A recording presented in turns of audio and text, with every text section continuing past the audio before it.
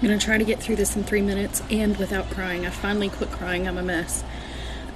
Watching Maid on Netflix. It's a limited series or whatever. Tiffany, my daughter, told me I needed to watch it. It's a long story, but long story short, it's bringing up a lot of emotions, she said, about her childhood, because a lot of her childhood was spent me as a single mom.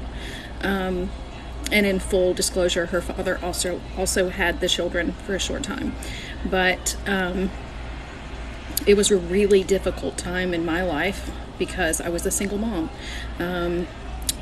The kids were taken away from my ex because of an altercation that he had that I'm not going to get into, and I had emergency full custody for a year. And during that time, I was stressed. I was being watched full-time by DFACS, Department of Family and Children's Services, and I was tired. I was working 2 jobs, trying to go to school, and I was on my own, and it was a lot, okay?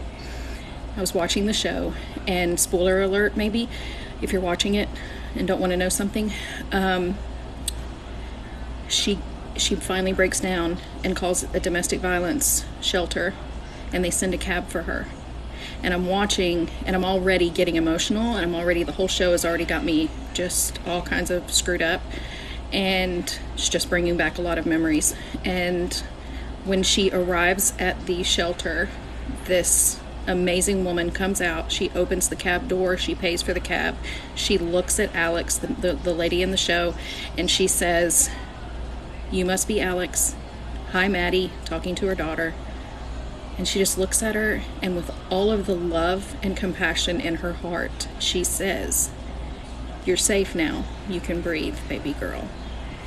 And I lost it. I have turned off the TV.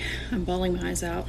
Zied's trying to figure out what's wrong with me. I just get up and I walk into the kitchen, and I started getting ready to cook dinner. And I'm trying so hard not to cry because why am I crying? Like, it doesn't make any sense. I'm perfectly happy. And anyway, he makes me stop what I'm doing, puts his arms around me, and just starts asking, "Babe, just tell me something. Tell me something. What's wrong?" And I start trying to explain to him, first saying, "I'm so sorry that I'm upset. It doesn't make any sense, I know, but I'm watching the show," and he wasn't really paying attention to it. I said, "I'm just watching the show," and it brought up a lot of histories, I guess things that I haven't dealt with. And I said, "This girl is, she got out of a very unhappy relationship, and she's alone with her child, and she breaks down and contacts a domestic violence shelter, and when she gets there, she is beaten. She's at her lowest. She is done." And the woman just opens the cab door, looked at her, and said, "You must be Alex. You're safe now, baby girl. You can breathe." And I could barely get those words out. And I said, "Baby, nobody ever said that to me," and it just got to me.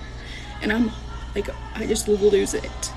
He grabbed a hold of me so tight, and in my ear, he said, "You're safe now, baby girl. You can breathe." So much healing in that moment. So much healing.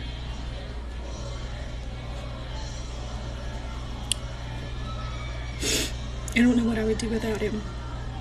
He is a good man, and I'm so lucky to have him in my life.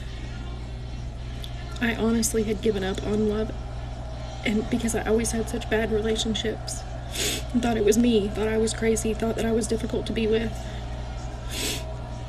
If you're not happy where you are, please try to be happy, and if you can't, don't settle.